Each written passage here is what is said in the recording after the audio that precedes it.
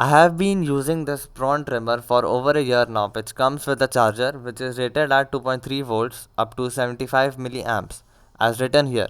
It also has a green LED to indicate that it is charging the trimmer.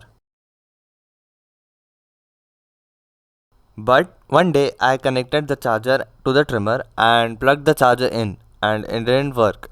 So in this video we will try and make a trimmer charger by ourselves.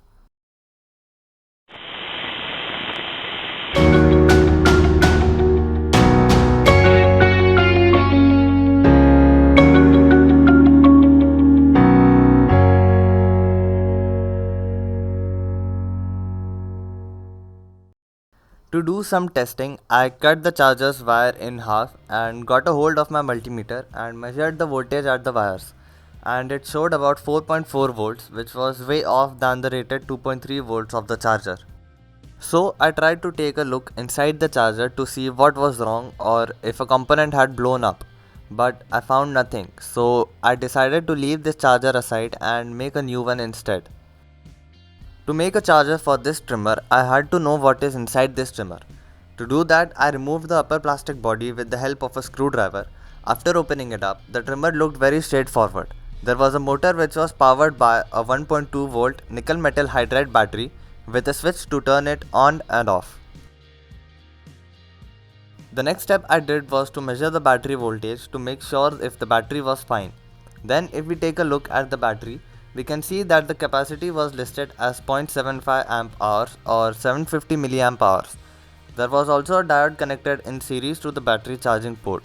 So I measured the voltage drop across the diode, which was about 0.5 volts. Now we can directly charge the battery by just limiting the current by using a resistor. We know the voltage to be dropped across the battery is about 1.4 volts for charging, and there is also a diode connected in series of voltage drop about zero point 0.5 volts. So the total voltage on the charging port of the trimmer should be about 1.9 or 2 volts. Now if we power this circuit with 5 volts, the voltage we have to drop across the resistor will be 5 minus 1.9, which is 3.1 volts, and as we know the current should be about 75 milliamps. Now by using Ohm's law we can find the value of the resistor, which will be about 44 ohms.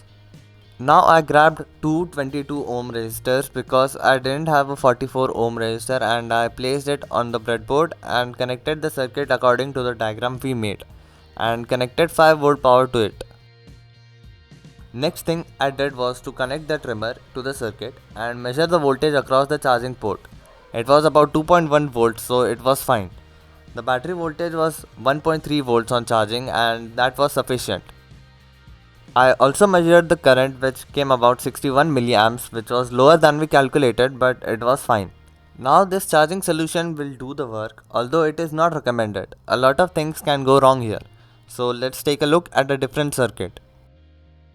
I will explain this circuit in depth in a future video, but for now the next circuit which we are going to take a look at acts as a constant current source for the battery. The difference between these two circuits is mainly that in this circuit we don't have to do all the voltage calculations necessary just because this circuit acts as a constant current source. I will put the schematic of these two circuits in the description of this video if you want to make it yourself.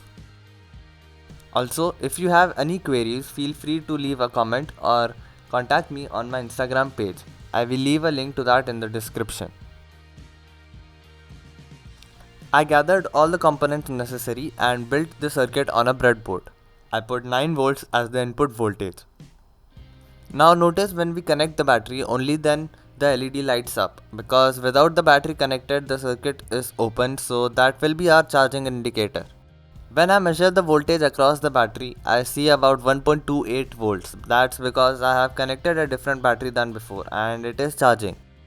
And if I measure the current, it is also about 61 or 62 milliamps.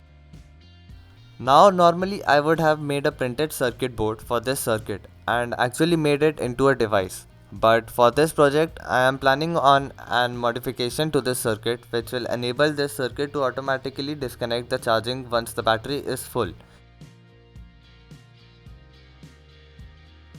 If you liked the video or you found it useful, then please like the video, share your thoughts in the comment section and subscribe to the channel to see more videos like this.